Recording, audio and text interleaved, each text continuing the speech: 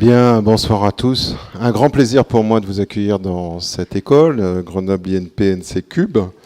Alors c'est vrai que c'est toujours un peu compliqué notre sigle, hein, NC Cube, NC3, mais enfin bon, NC Cube, voilà. NC Cube pour 3E, énergie, eau et environnement. Et évidemment, un grand plaisir également de partager ce débat avec Europa Nova, avec leurs partenaires RTE et Total.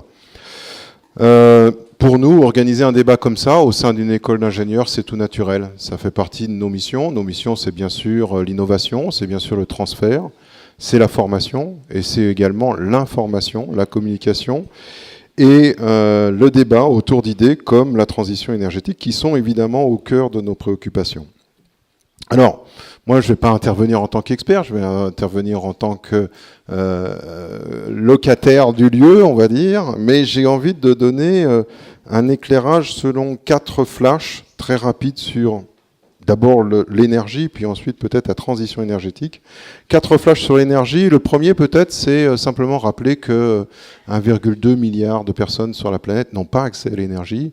Et pas accès à l'énergie, ça veut dire pas accès aux soins, pas accès à des systèmes de santé, pas accès à des systèmes de cuisson, pas accès à l'éducation.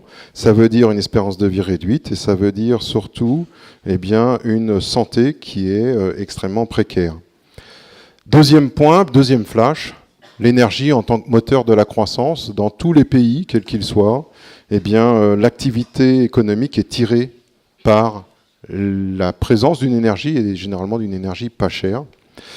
Et la croissance de la demande dans le monde, elle est autour de 2% par an.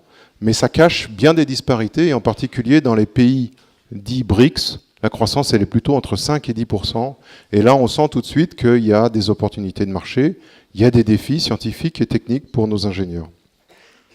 Troisième point, l'accident de Fukushima, le regard, la pression médiatique sur le nucléaire. Et à part ça, au travers de ça, une certaine accélération de l'histoire pour un certain nombre de pays qui ont inscrit plus fortement peut-être leur transition énergétique au planning. Et malgré tout, indépendamment de ces pays-là, de toute façon, l'énergie dans n'importe quel pays du monde, c'est un mixte fait à base d'énergie carbonée, à base d'énergie renouvelable, à base d'électricité. Et ce mix, c'est encore une fois un défi scientifique auquel on essaie de former nos ingénieurs dans cette école.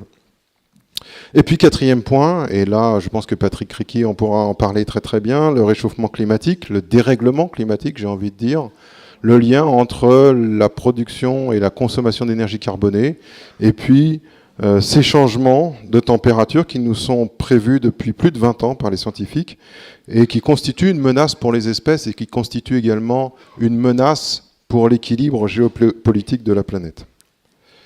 Alors la transition énergétique, c'est 2 choses. C'est d'une part avoir une énergie plus propre, et en ça, ce qu'il faut retenir, c'est qu'aujourd'hui, la croissance de la demande en énergie, elle est surtout assurée par le charbon. Et quand on regarde les problèmes de gaz à effet de serre, c'est pas forcément la meilleure solution. La Chine est l'acteur incontournable du dispositif, c'est à la fois le premier consommateur, le premier pollueur, et en même temps le premier producteur d'énergie renouvelable, installateur d'énergie renouvelable à travers l'éolien et le solaire. Et puis l'Europe, dans tout ça, elle fait plutôt bonne figure, avec une consommation qui a tendance à baisser, et une part très significative de son énergie électrique qui est faite à base de renouvelables. Alors, la transition énergétique, c'est un deuxième point, c'est surtout consommer moins d'énergie. Et de ce côté-là, en France, on a des acteurs majeurs de l'énergie, ne serait-ce qu'à travers Total, à travers EDF, à travers Alstom, à travers Areva, à travers Schneider et bien d'autres. Mais concernant l'efficacité énergétique, il y a des pays qui ont sans doute pris un virage beaucoup plus tôt que nous. Et si par exemple on cite l'Autriche, l'Autriche dès 1978 a inscrit la transition énergétique pour structurer son parcours. Et à travers cette structuration, elle a développé un réseau de PME, de TI et de grands groupes qui sont maintenant des leaders dans le domaine, par exemple, des maisons passives. Alors, j'ai envie de dire, les villes, dans tout ça, les villes, elles ont une position de choix. Et je pense qu'Éric Piolle, le maire de Grenoble, en parlera très longuement. Elles ont une position de choix parce que Elle concentre à la fois les populations, les émissions de gaz à effet de serre et également la consommation d'énergie. Autour des 3/4 de la consommation mondiale se font dans les villes. Et en même temps, elles ont une compacité, elles ont une dynamique, elles ont une capacité législative, juridique, politique, de réaliser des innovations dans ce domaine. Et à ce titre, je pense que Grenoble a un potentiel extraordinaire. Extraordinaire parce qu'on a sur place 2 sources d'énergie renouvelable très importantes, l'eau et le bois, qui sont les 2 principales sources d'énergie renouvelable. On a des infrastructures, on a 2 sociétés d'économie mixte, la compagnie générale, la GEG, Grenoble Électricité, Gaz Grenoble Électricité, et puis la CCIAG, le réseau de chauffage urbain.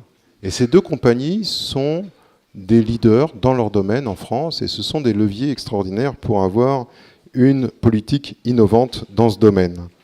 Enfin, un dernier point, pour Grenoble, on a un pôle formation, recherche, un pôle industriel de tout premier plan. Je crois que l'amphi de ce soir en témoigne. On a près de 1500 chercheurs dans ce domaine des nouvelles énergies renouvelables, des chercheurs du secteur public.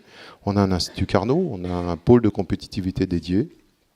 On a des industriels de poids. Et tout ce monde-là, depuis plus de 100 ans, travaille ensemble et tisse des liens pour construire cette offre énergétique de demain. Alors, moi, j'aimerais conclure en disant que l'école, ECUB, eh bien, elle se mobilise pour cette transition énergétique. La transition énergétique à ECUB, on y croit. En 2015, on change de locaux, on va vers des bâtiments nouveaux, exemplaires d'un point de vue énergétique, avec des performances extrêmes. On est aussi dans une écocité, ça veut dire qu'on va avoir un regard sur la mobilité tout à fait différent, avec beaucoup moins d'écosolistes.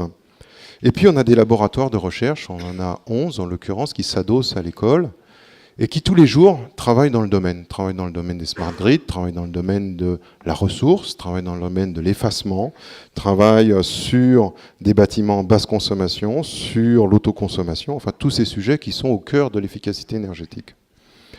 Voilà.